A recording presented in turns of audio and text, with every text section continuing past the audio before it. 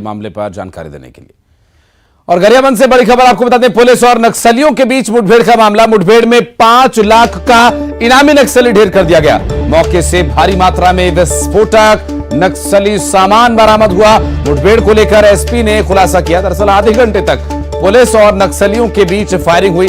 मारा गया LOS deputy commander Nandlal उर्फ अमलू नेताम जुगाड़ थाना क्षेत्र के करलारझर पहाड़ी में मुठभेड़ हुई और यहां 10 सालों से नक्सली संगठन में यह सक्रिय था।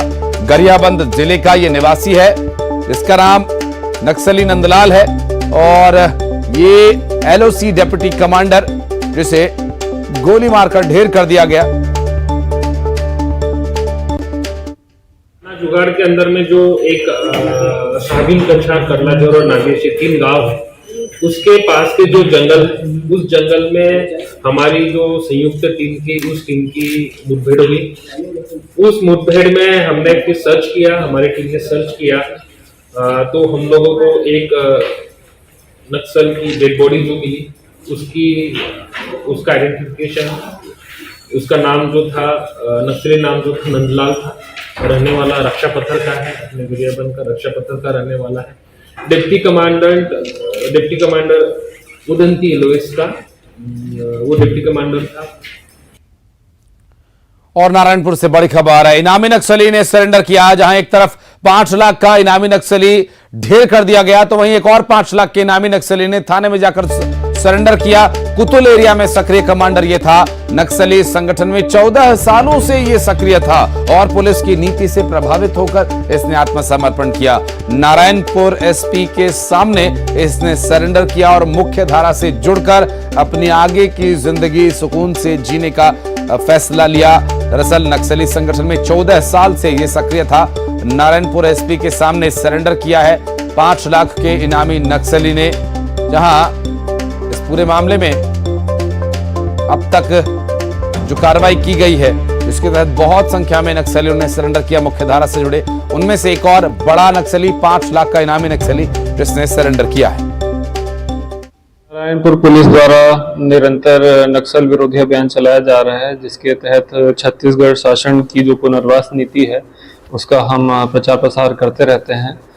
इसी से प्रभावित होकर तथा नक्सलियों की जो हिंसा और अत्याचार की नीति है, इससे तंग आकर आज मोटूराम मंडावी निवासी मिरामेटा थाना भैरमगढ़ उर्फ मनोज मंडावी, जो कि कुतुल एलओएस कमांडर के तौर पर कार्यरत था।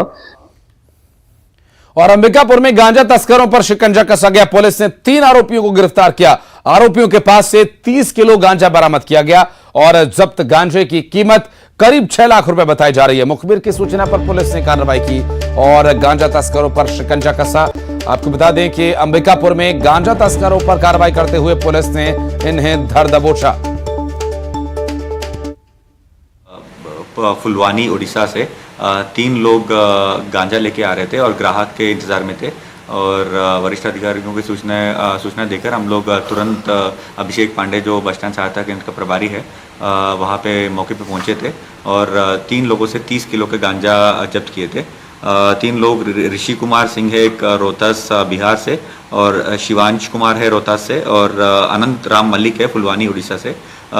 30 किलो गांजा के साथ वो पकड़े गए और 30 किलो का गांजे का कीमत लगभग 6 लाख का बताया जा रहा है।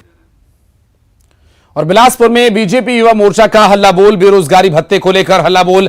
रोजगार कार्यालय में तालाबंदी की कोशिश, विरोध प्रदर्शन में बीजेपी के बड़े नेता हुए शामिल। रोजगार कार्यालय बंद करने के दौरान झड़प, पुलिस और बीजेपी युवा मोर्चा के कार्यकर्ताओं के बीच झड़प। बैरिकेड्स तोड़कर रोजगार कार्यालय में कार्यकर्ता घुस गए।